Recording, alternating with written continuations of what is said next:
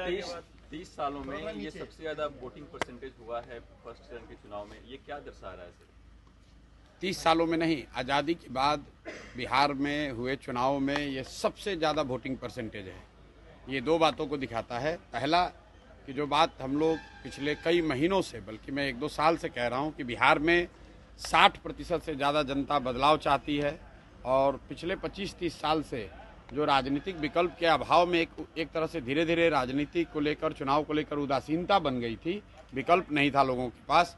अब जनसुराज के आने से उनको एक नया विकल्प मिला है और बढ़ा हुआ जो वोटिंग परसेंटेज है वो दो बातों को दिखाता है। एक कि लोगों को एक नए विकल्प को देखकर उत्साह रहा है और बड़े पैमाने पर वोटिंग हुई है, बदलाव के लिए वोटिंग हुई है।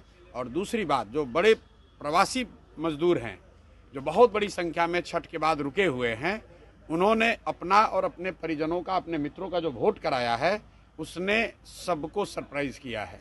और जितने लोग ये बैठे हुए थे कि महिलाओं को 10,000 पैसा मिल गया और उसी से हम लोग जीत जाएंगे, इन चुनाव में महिलाएं तो हैं ही, लेकिन महिलाओं से बढ़कर प्रवासी मजदूर एक्स फैक्टर है। इस चुनाव का एक्स फैक्टर प्रवासी मजदूर हैं।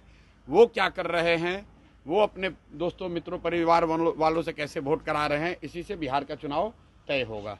आप मुझे जितने पत्रकार लोग हैं ये बताइए कि किसी मीडिया चैनल ने, किसी पत्रकार ने, किसी राजनीतिक विशेषज्ञ ने, किसी पार्टी ने अगर ये कहा हो, किसी नेता ने कहा हो कि बिहार में इस बार अप्रत्याशित वोटिंग होने वाली है? किसी ने नहीं कहा है। और ऐसा नहीं है कि महिलाओं का वोटिंग ज़्यादा हुआ है। पहली बार बिहार में युवाओं की वोटिंग सबसे ज़्यादा हुई है। सबसे ज़्यादा एग्रेसिव होकर युवा वोट किया है। तो अगर युवा वोट कर रहा है तो अपने भविष्य के लिए वोट कर रहा है, बिहार में बदलाव के लिए वोट कर रहा है, बेहतरी के लिए वोट कर रहा है। स्टेटस को के लिए इतना बड़ा वोट पड़ना यूजुअली संभव नहीं है। 1-2 अपवाद हो सकते हैं, लेकिन जहां कहीं भी पिछले 20 वर्ष में इस तरह से बढ़ चढ़कर वोटिंग हुई है, वहां इनकम्बेंट पार्टियों को, सरकार को खामियाजा भुगतना पड़ा है।